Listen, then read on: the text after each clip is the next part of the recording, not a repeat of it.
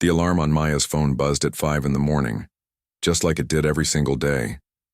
She reached over from the back seat of the old Honda and turned it off quickly, trying not to wake her mom, who was sleeping in the front.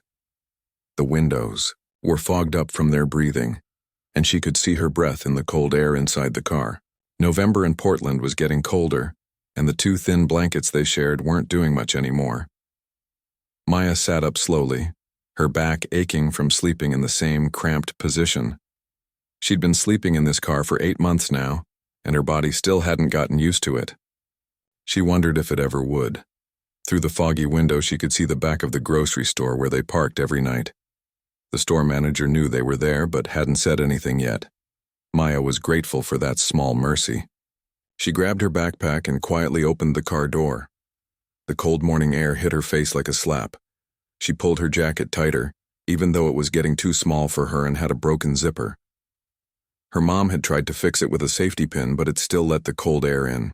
Maya looked back at her mother, still sleeping, and felt that familiar knot in her stomach, the one that came from worry and love and fear all mixed together. Her mom, Rosa, hadn't always been sick. There was a time when they had an apartment, when her mom worked 2 jobs and still managed to make dinner every night. But then came the diagnosis, a chronic condition that made it hard for her mom to work. Then came the medical bills. Then came the eviction notice. Maya remembered the day they packed everything they could fit into the car and drove away from their apartment. That was 8 months ago. Sometimes it felt like 8 years. Maya walked 3 blocks to the gas station. She'd made friends with the night shift worker there, an older man named Pete, who let her use the bathroom in the mornings. She cleaned up as best as she could, washing her face with cold water and brushing her teeth. She changed into her school clothes in the small bathroom, the same jeans she'd been wearing all week and a sweater that used to be her favorite. She brushed her hair and tied it back, looking at herself in the mirror. She'd gotten good at this. At looking normal, at looking like she wasn't homeless. Most of her classmates had no idea. That's exactly how she wanted it. By 6:30, she was walking to school. It was a 40-minute walk, but it saved the bus fare. Every dollar counted now. She'd learned to count things differently these days. A dollar wasn't just a dollar anymore. It was 2 cans of soup, or 3 days of her mom's medicine if they bought the generic kind. It was the difference between eating dinner or going to bed hungry. School was Maya's escape. For 7 hours a day, she could pretend everything was normal. She'd always been a good student, but now she was exceptional. She had perfect attendance, straight A's, and teachers who wrote things like remarkable and dedicated on her assignments. What they didn't know was that school was the only warm place she had. The only place where she could sit in a comfortable chair and not worry about where she'd sleep that night. During lunch, Maya sat alone in the library. She told people she liked to study during lunch, which was partly true. The real truth was that she couldn't afford to buy lunch, and she didn't want anyone to see that she had nothing to eat. The school counselor had mentioned something about free lunch programs once, but Maya had changed the subject. She didn't want anyone looking too closely at her situation. That Thursday morning started like any other. Maya was walking to school, her breath making small clouds in the cold air, when she saw something on the sidewalk. It was a wallet, just lying there on the concrete like someone had dropped it in a hurry. She looked around, but the street was empty. It was barely 7 in the morning, and most people were still inside their warm houses. Maya picked up the wallet. It was a nice one, made of real leather, the kind that probably cost more than her mom made in a week back when she was working. She opened it, thinking she'd find an ID and could maybe drop it in a mailbox or something. But what she saw inside made her freeze right there on the sidewalk. Money. Lots of it. She counted it quickly, her hands shaking a little. $2,300 bills, $2,000 and $300. More money than Maya had seen in one place in a very long time. There were also credit cards, a driver's license with the name James Chen, and a photo of a smiling family. Maya stood there for what felt like forever, but was probably only a minute. Her mind was racing.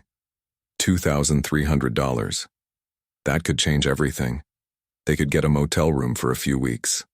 Her mom could see a doctor, a real one, not the free clinic where they waited for hours. They could buy food, real food. not just the cheapest things from the discount shelf. They could get gas for the car and maybe drive somewhere warmer. She put the wallet in her backpack and kept walking, but she couldn't focus on anything else all day. In her first class, she stared at the board without seeing it. During second period, she failed a pop quiz for the first time ever. At lunch, she sat in the library and took the wallet out, looking at it again like maybe she'd imagined the money. But it was real. All of it was real. Maya knew what the right thing to do was. She'd always known. Her mom had raised her to be honest, to do the right thing even when it was hard.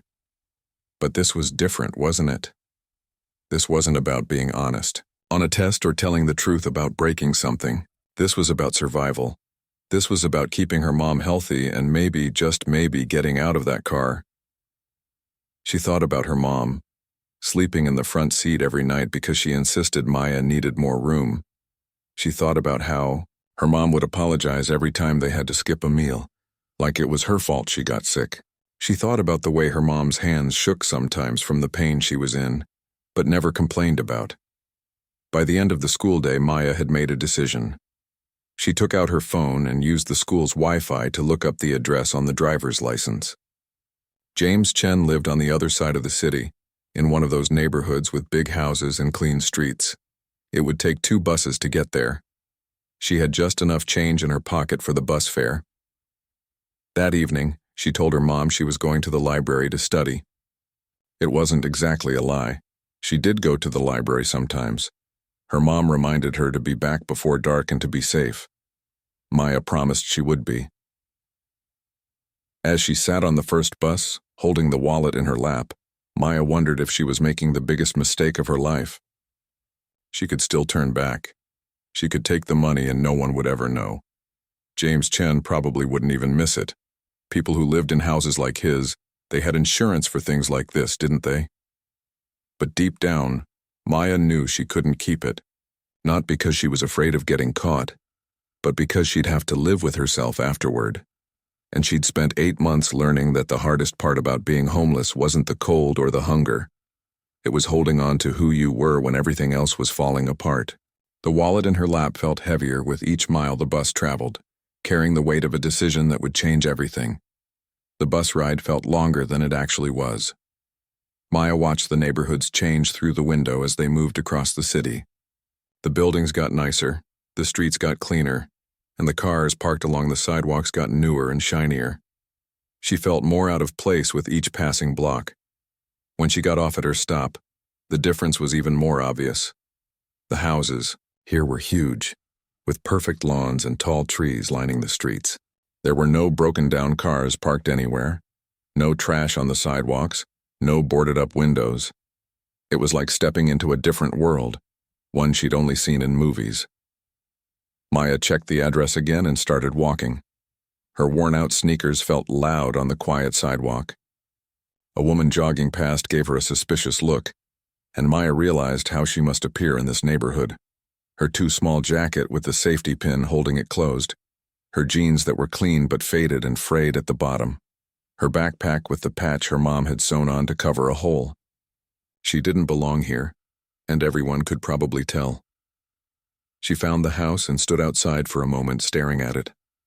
It was beautiful. 2 stories with a big front porch and flowers planted in neat rows along the walkway. There were lights on inside, warm and golden through the windows. Maya wondered what it would be like to live in a place like this. To come home every day knowing you had a warm bed and a door that locked and a bathroom that was always there whenever you needed it. For a second, she almost turned around. What was she doing here? She could take the money and no one would know.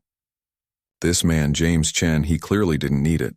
Look at this house, look at this neighborhood. He probably had plenty more money in the bank.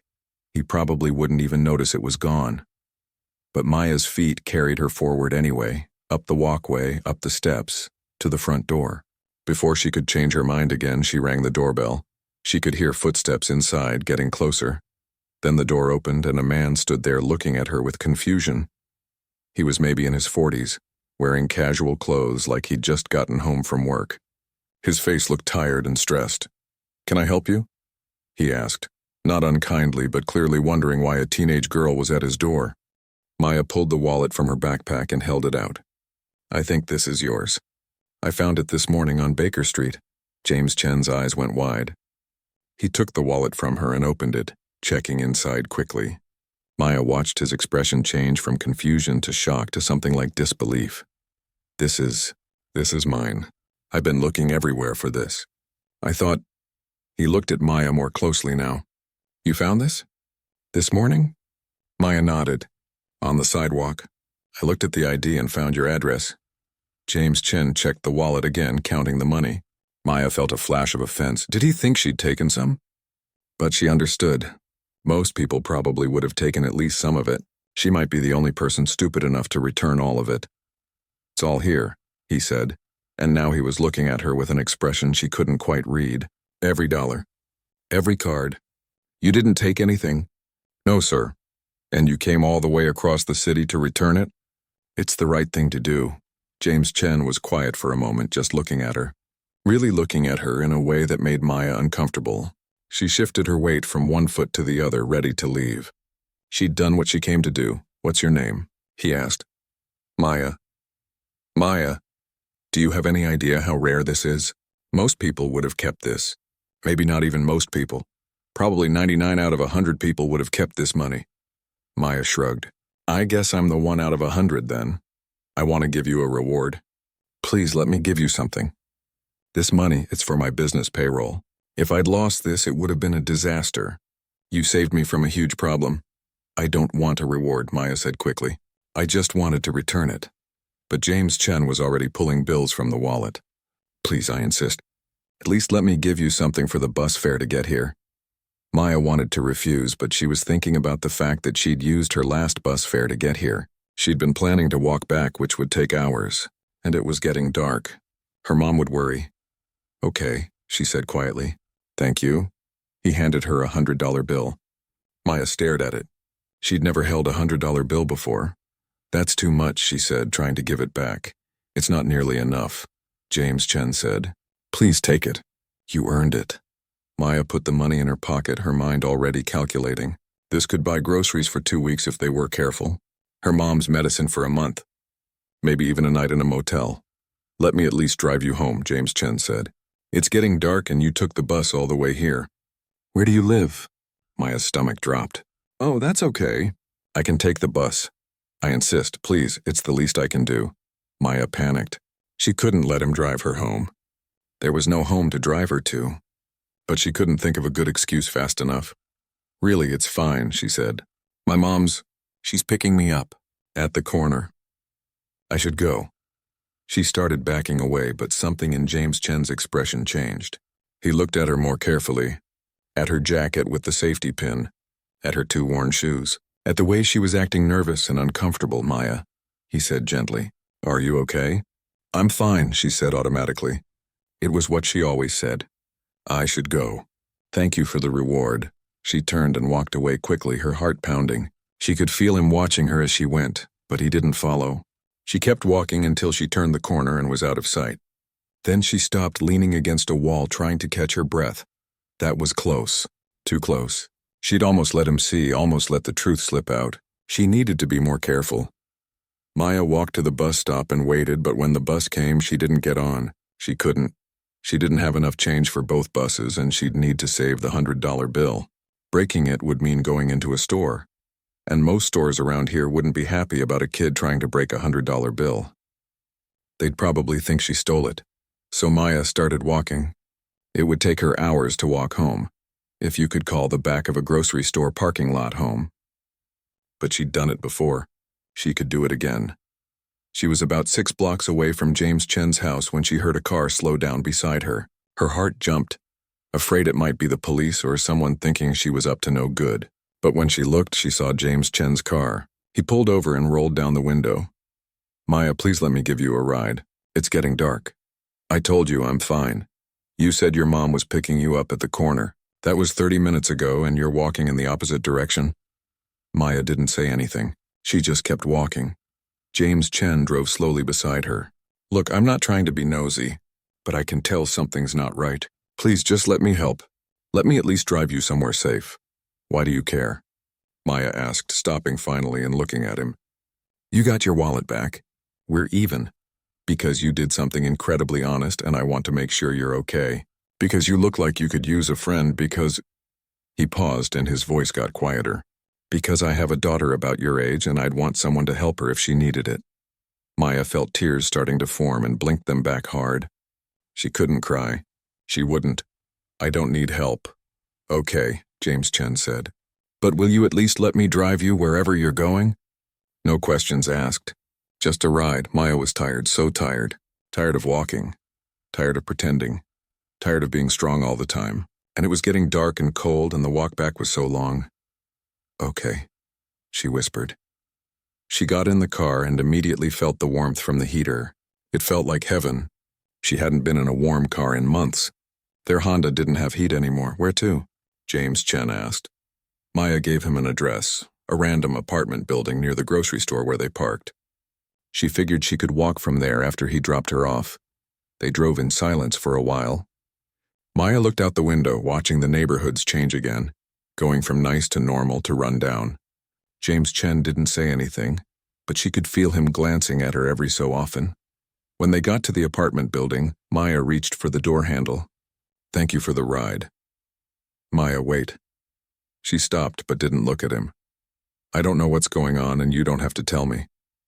But if you ever need help, here's my card. My cell number's on there. Anytime, okay? Maya took the card and nodded.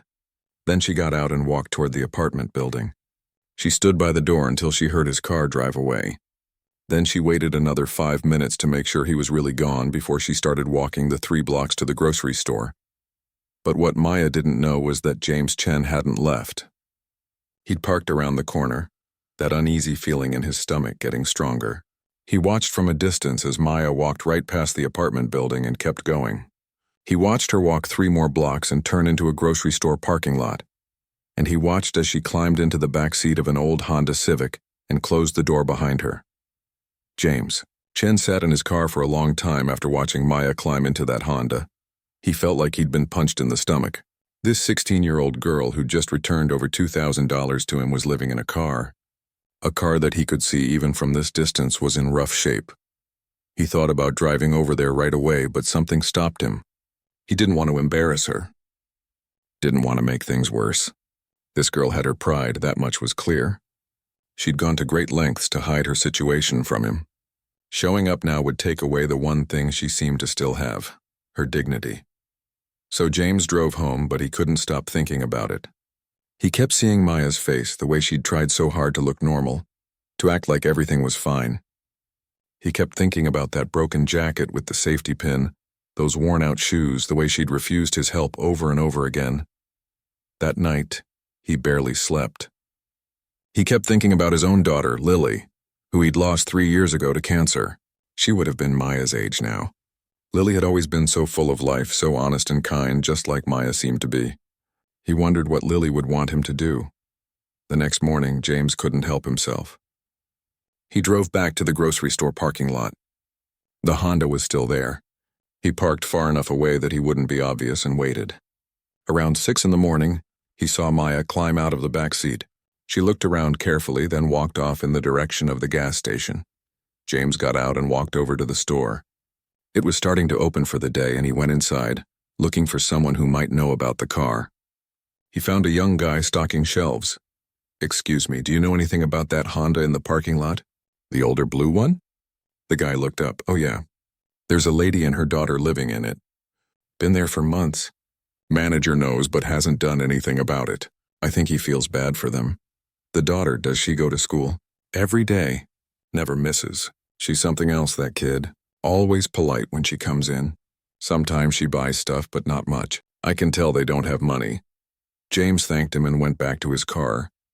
He sat there thinking. He needed to do something, but he had to do it right.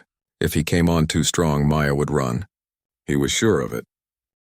He decided to wait for her to come back from school. He spent the day working from his car, making phone calls and answering emails, but his mind wasn't really on work. Around 3:30, he saw Maya walking back down the street. She had her backpack and looked tired. James got out of his car and walked toward her. When Maya saw him, her face went pale. Mr. Chen? What are you doing here? I know, Maya, he said gently. I know about the car. I saw you last night. Maya's eyes filled with tears, but she blinked them back hard. Her jaw was set and she looked angry more than anything. So what, did you come here to judge us? To call someone? Social services, maybe? No, James said quickly. No, nothing like that. I came here because I want to help. We don't need your help. Maya, please. Just hear me out. Why? Maya's voice cracked a little. Why do you even care? You don't know us. You don't know anything about our situation. You're right. I don't. But I know that you returned over $2,000 when you clearly needed it more than I did. I know that you're living in a car and still going to school every single day. I know that you're trying to protect your mother from something. And I know that you could use some help even if you're too proud to ask for it.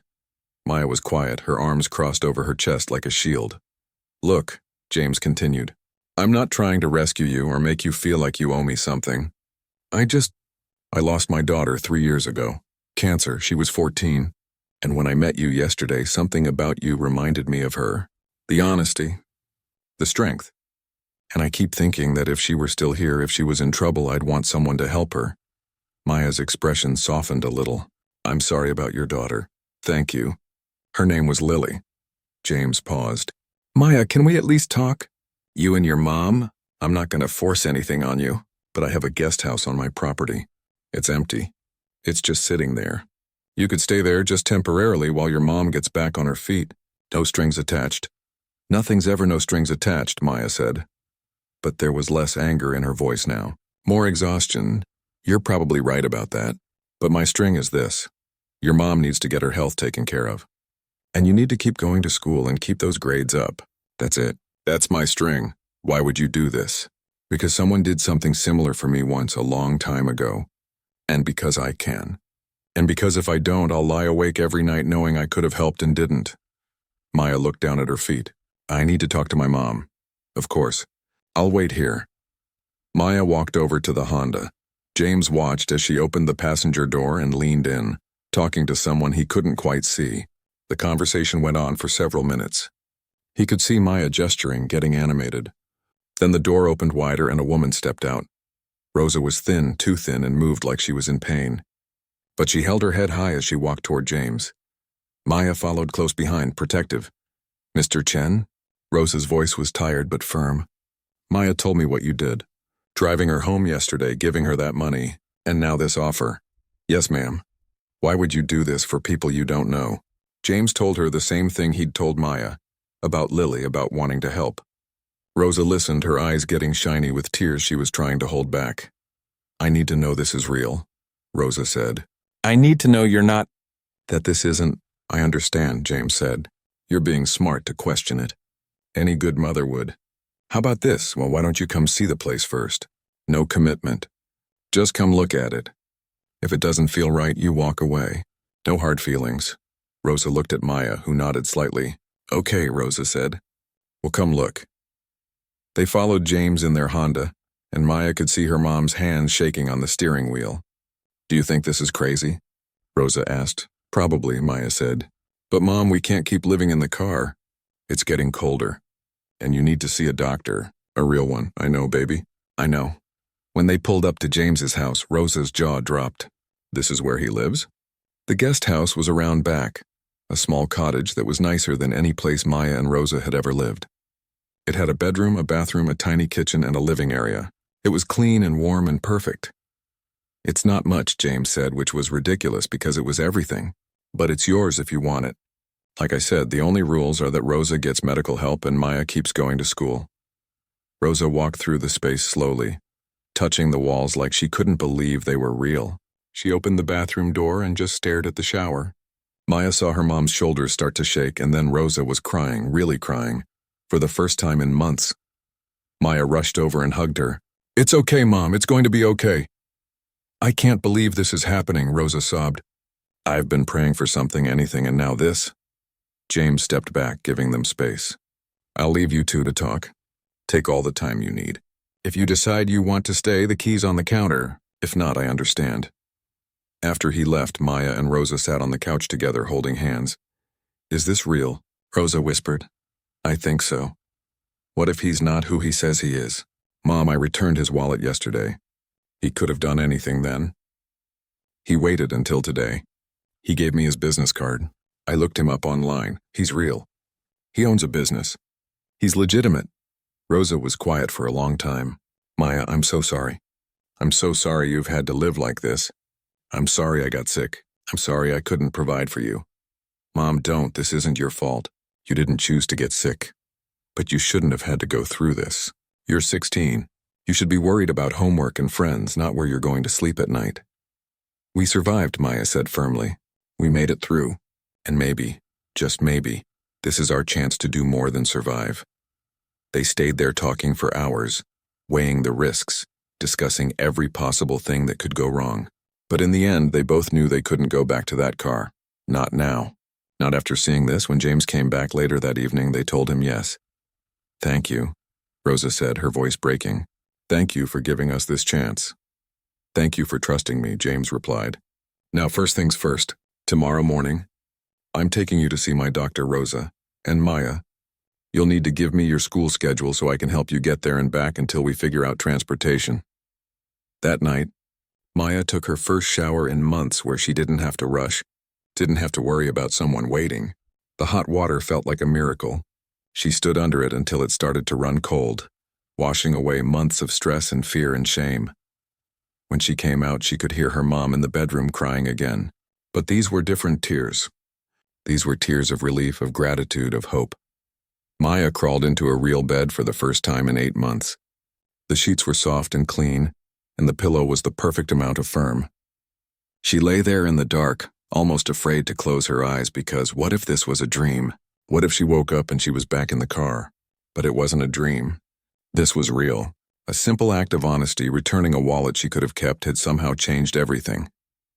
Maya didn't believe in fate or destiny, but she believed in this, that doing the right thing even when it was hard, even when no one was watching, that mattered. That meant something. She fell asleep that night not knowing that this was just the beginning, that the real challenges and changes were still to come. But for now, for this one night, she was warm and safe and home. The first week in the guest house felt like walking through a dream. Maya kept expecting someone to shake her awake and tell her it was time to go back to the car. But every morning she woke up in a real bed. Every morning she took a hot shower. Every morning she had breakfast before school. Rosa saw the doctor on the 3rd day. James drove her there himself and waited in the waiting room the whole time. When she came out, she had prescriptions and a treatment plan and a follow-up appointment scheduled. She cried in the car on the way home, and James pretended not to notice, just handed her tissues and drove. But adjustment wasn't as easy as Maya had hoped. She'd thought having a home would solve everything, would make her feel normal again. Instead, she felt weird, guilty even. Why did she get to be rescued when there were thousands of other kids living in cars who wouldn't be? What made her special? Nothing, except that she'd happened to find the right wallet at the right time. At school, nothing had changed. She still ate lunch alone in the library, still didn't talk about her life with anyone. The difference was that now she was hiding something good instead of something bad, and somehow that felt just as isolating. James gave her space, which she appreciated. He didn't hover or ask too many questions. He just checked in once a day, usually just a "how was school?" or "do you need anything?" Rosa was trying to find work, going to interviews, but it was slow going. Her health was improving, but she still had bad days where the pain kept her in bed. After 2 weeks, James knocked on the door of the guest house one evening. Maya answered, and he was holding some papers. "I have a proposition for you," he said. "My office needs someone to help with filing and basic data entry. It's part-time, after school, 3 days a week. Pays $12 an hour. Would you be interested?" Maya's first instinct was to say no. It felt like charity, like he was making up a job just for her. But then she thought about it more carefully. She needed money. Her mom needed money. And maybe this was a real job, not just pity. "Is this a real job, or are you just trying to give me money?" James smiled a little. "It's a real job. I've been meaning to hire someone for months, but I haven't gotten around to it. You'd actually be helping me out." "Okay," Maya said. "I'll do it." She started the next week. The office was small, just James and 3 other employees. They were all nice to her, treated her like any other worker. The filing was boring, but Maya didn't mind. It felt good to work, to earn money, to have a purpose beyond just surviving. With her first paycheck, Maya went to the grocery store and bought ingredients to make dinner. Real ingredients, not just the cheapest canned goods. She made spaghetti and meatballs, and she and her mom ate together at the small kitchen table in the guest house. "This is good, baby," Rosa said, and Maya could see how much healthier her mom looked already. There was color in her cheeks again. She wasn't moving like everything hurt. "Thanks, Mom." "Maya, I've been thinking. We should talk about what happens next. We can't stay here forever. We need a plan." Maya had been trying not to think about that. The guest house felt safe, felt like home now. The thought of leaving made her chest tight with anxiety. "Mr. Chen said we could stay as long as we need to." "I know, and that's generous, but we can't take advantage of his kindness. I'm going to keep looking for work. Once I have a steady job, we'll start saving for our own place, okay?" "Okay," Maya said, even though the idea of leaving made her want to cry. A month in, Rosa got a job offer. It was at a medical office working as a receptionist. The pay wasn't great, but it was steady and it came with health insurance. She was so excited she actually jumped up and down when she told Maya, which made Maya laugh because she'd never seen her mom do that before. James was happy for them too, but that night he asked if they could all talk. They sat together in the guest house's small living room, and Maya felt nervous without knowing why. "I want to talk to you both about something," James said, "and I want you to know you can say no and it won't change anything about you staying here." Rosa and Maya exchanged glances. "What is it?" Rosa asked. "I've been thinking about Lily a lot lately," James started. "My daughter. When she died, the house got so quiet, too quiet. Having you both here, it's brought some life back to the place. I know this was supposed to be temporary, but I was hoping you might consider staying longer. Not just a few more months, but, well, as long as you want." "Mr. Chen, we can't do that," Rosa said immediately. "You've already done so much. Please call me James, and I'm not suggesting this out of charity. I'm suggesting it because it's been good for me too. But there would be some conditions, and this is the part where you might want to say no." "What conditions?" Maya asked. "Rosa, you've got a job now, which is great, but I'd like you to contribute to the household in some way. Not rent, but maybe you could handle some of the cooking. I've been living on takeout for 3 years, and I could use some real meals. And Maya, you're already working at my office, but I'd like you to let me help you start looking at colleges." "Colleges?" Maya's voice came out higher than she intended. "You're smart, Maya, really smart. Your teachers at school, they've been telling you that, haven't they?" Maya shrugged. She had good grades, but college had always felt like a fantasy. Something for other kids, kids with money and stable homes. "I can't afford college," she said simply. "There are scholarships, financial aid, and I'd like to help if you'll let me. Not pay for everything, but help navigate the system. Maybe help with application fees, things like that." Maya felt tears starting and blinked hard. "Why are you doing all this?" James was quiet for a moment. "When Lily was sick, people helped us. Not with money, but with time. They brought meals. They drove us to appointments. They sat with us in hospital waiting rooms. And I remember thinking that if she survived, I'd pay it forward. She didn't survive, but I still want to pay it forward. Through you, maybe I can." Rosa was crying now, not even trying to hide it. "James, I don't know what to say. Say you'll stay. Say you'll let me be part of your lives. Not as a charity case, but as family. I know that sounds strange, and maybe it's too much too fast, but that's what it feels like to me." "Like family." Maya looked at her mom, and Rosa looked back at her. They'd been through so much together. Just the two of them against the world. The idea of letting someone else in was scary, but also maybe it was exactly what they needed. "Okay," Rosa said finally. "We'll stay. But I'm paying utilities at least. And I'm definitely cooking. Have you seen what you eat? You're going to have a heart attack by 50 if someone doesn't fix your diet." James laughed, and it was a real laugh, full and genuine. Maya realized she'd never heard him really laugh before. It was a good sound. Over the next few months, they settled into a routine. Rosa cooked dinner every night, and James ate with them in the guest house, or they ate in his main house. Maya worked at the office and studied hard at school. On weekends, James taught her things about running a business, about managing money, about planning for the future. They started looking at colleges together. James helped Maya understand financial aid forms and scholarship applications. He took her to visit a few campuses. Maya had never even considered that she might go to a real university. The kind with libraries and dorm rooms and people walking around carrying books. But now it felt possible. One Saturday afternoon, Maya was working on her college essays in the living room when there was a knock at the door. It was a woman she'd never seen before, about her mom's age, holding a camera. "Hi, is this where Maya Rodriguez lives?" Maya immediately felt defensive. "Who's asking?" "My name is Rachel Kim. I'm a reporter with Channel 7 News. I heard about your story about returning the wallet and how James Chen helped you and your mom. I'd love to talk to you about it, maybe do a segment." "No," Maya said immediately. "No, thank you. It would just be a short interview. People would love to hear." I said no. Maya started to close the door. "Wait, please. This kind of story, it could inspire people. It could help other homeless families get the support they need." That made Maya pause. "How did you even find out about this?" "One of James's employees mentioned it." "Look, I understand if you're private, but think about what good this could do." Maya told her she'd think about it and closed the door. Then she went straight to James's house and knocked, upset. "Did you tell someone to talk to the news?" she demanded when he answered. "What? No, what are you talking about?" Maya explained about the reporter. James looked angry in a way she'd never seen before. "I'll handle this," he said. "I'll call the station and tell them to leave you alone." But that night, Maya couldn't stop thinking about what the reporter had said. About inspiring people, about helping other homeless families. She'd never told anyone at school about being homeless. She'd been ashamed, had hidden it like it was her fault. But what if talking about it could help someone else? She talked to her mom about it over dinner. "What do you think, Mom? Should I do the interview?" Rosa thought about it carefully. "Baby, that's your story to tell. But you need to know that once it's out there, you can't take it back. People at school will know. Everyone will know." "Maybe that's okay," Maya said slowly. "Maybe I've been hiding for the wrong reasons.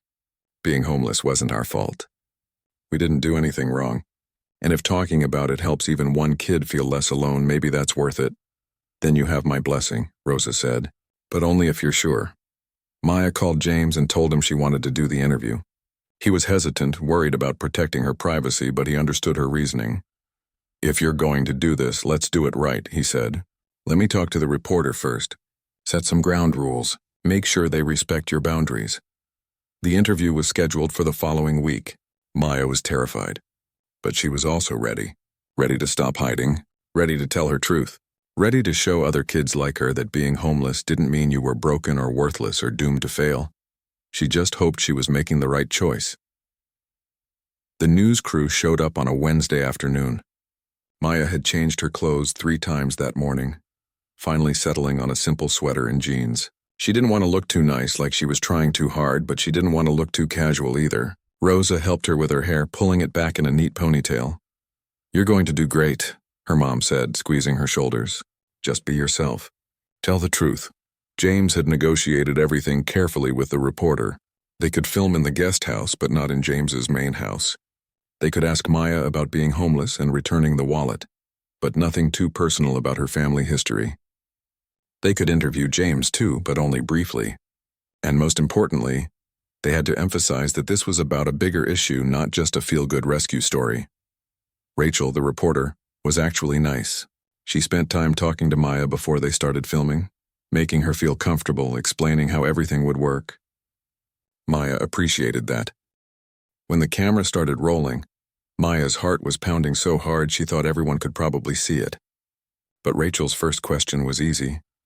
"Maya, tell us what happened the morning you found the wallet." Maya told the story. Walking to school, seeing the wallet on the sidewalk, opening it and finding all that money. She talked about how she'd been tempted, how she'd thought about what that money could mean for her and her mom, and she talked about deciding to return it anyway. "Why did you return it?" Rachel asked. "Because it wasn't mine," Maya said simply. "And because my mom taught me that who you are is what you do when nobody's watching. I knew if I kept it, I'd have to live with that. And I'd already lost so much I didn't want to lose myself too." "You mentioned you and your mom. Can you tell us about your living situation when you found the wallet?" This was the hard part. Maya took a breath. "My mom and I were homeless. We'd been living in our car for 8 months. She got sick and lost her job, and we couldn't afford rent anymore. I was still going to school, still trying to act normal, but we were sleeping in a car behind a grocery store." Saying it out loud, on camera, was both terrifying and freeing. The secret she'd kept so carefully was out now. Everyone would know. And you returned over $2,000 even though you were homeless? Yes, that's remarkable, Maya. What happened next? Maya talked about how James had insisted on driving her home, how he'd figured out she was living in a car, how he'd offered them the guest house. She talked about being scared at first, not trusting it, but how James had been genuine and patient. Then it was James's turn. He talked about losing Lily, about how finding Maya's honesty had reminded him that there was still good in the world. He talked about wanting to pay forward the kindness others had shown him when Lily was sick. Some people might call you a hero, Rachel said to him. No, James said firmly. Maya's the hero in this story. She's the one who did something extraordinary. I just had the resources to help. That's not heroic, that's just being decent. Rosa was interviewed briefly too. She talked about how hard it had been to be homeless with a teenager, to see Maya trying so hard to keep things normal. She talked about the shame and the fear and the gratitude she felt for James's help. The last part of the interview was Maya talking directly to the camera, to other kids who might be going through what she'd gone through. If you're homeless right now, or if you're struggling, I want you to know you're not alone. There are thousands of kids going to school every day while living in cars or shelters or on couches, and it's not your fault. You didn't do anything wrong. The system failed you, not the other way around. Keep going to school. Keep trying. Hold on to yourself. Hold on to your values, because those are the things nobody can take from you. And ask for help when you can. I know it's scary, but there are people who want to help if you'll let them. When the filming ended, Maya felt exhausted but also lighter somehow, like she'd been carrying a heavy backpack for months and had finally set it down. The segment aired 2 days later. Maya watched it with her mom and James. All three of them crowded on the couch in the guest house. Seeing herself on TV was weird, but the story they told was good. It was honest. They'd shown the old Honda where Maya and Rosa had lived. They'd talked about the statistics, about how many families were homeless in their city. They'd included information about local resources and how people could help. At school the next day, everything changed. People Maya had never talked to came up to her. Some were kind, telling her she was brave, that they were inspired by her. Some were curious, asking questions that felt too personal. A few were mean, making jokes about the car girl, or asking if she was going to steal their lunch money.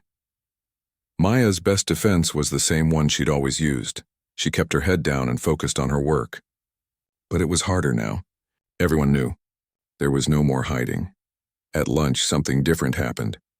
A girl named Tasha, who Maya had sat near in English class but never talked to, sat down across from her in the library. Hey, Tasha said, I saw your interview. Maya braced herself for whatever was coming. My family was homeless last year, Tasha continued quietly. For like 5 months. We lived with my aunt, all 7 of us in her 2-bedroom apartment. I never told anyone. But watching you talk about it, I don't know. It made me feel less alone. Maya looked up at her. Really? Yeah, I thought I was the only one. Well, obviously I knew other kids were homeless, but I didn't know them, you know? But you're here. You're in my English class. You're real. And if you can talk about it, maybe it's not something I have to be so ashamed of. They talked for the rest of lunch. It was the first real conversation Maya had had at school in months. Before Tasha left, she said, some of us are starting a club for students dealing with housing insecurity. Would you want to be involved? Yes, Maya said without hesitation. Definitely yes, the news segment went viral. Within a week, it had been viewed millions of times online. The comments were mixed, as they always are on the internet, but most were positive. People praised Maya's honesty. They praised James's kindness. They talked about the need for better support systems for homeless families. More importantly, things started to happen. The school district announced a new program to identify and support homeless students, providing them with resources, free lunch regardless of paperwork, and access to counselors who specialized in housing insecurity. A local businesswoman reached out to James and said she wanted to fund a shelter specifically for families with teenagers, a demographic often overlooked by existing shelters.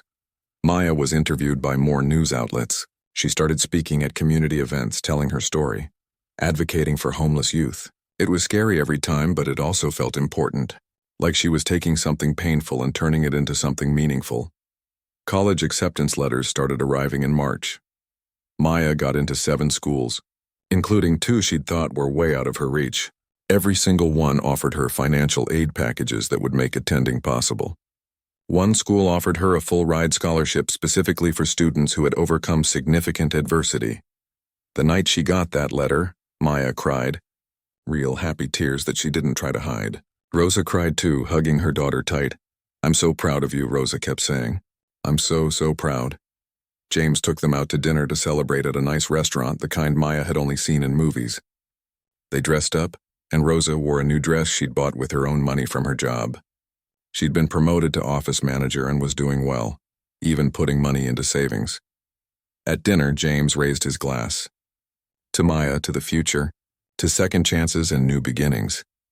They clinked glasses, and Maya looked around the table at these two people who had become her family. Her mom, who had struggled so hard to keep them afloat and was finally thriving, and James, who had taken a chance on them when he didn't have to, who had changed their lives with his kindness. "I want to say something," Maya said.